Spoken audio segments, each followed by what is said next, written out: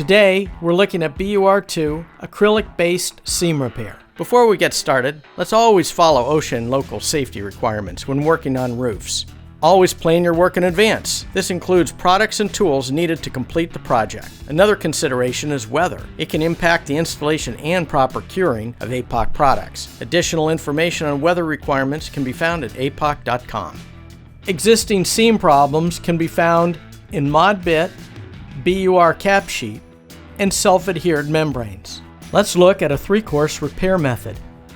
To start, always clean the surface. Apply 264 flash and seal using a trowel or brush. Measure and apply a piece of 483 polyester fabric. Using a brush, embed 483 polyester into 264 flash and seal. Apply a top coat of APOC 264 flash and seal.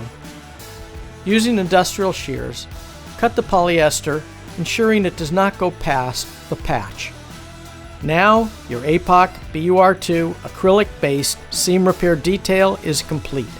For additional information on energy efficiency, maintenance coatings, liquid applied roofing, visit us at apoc.com.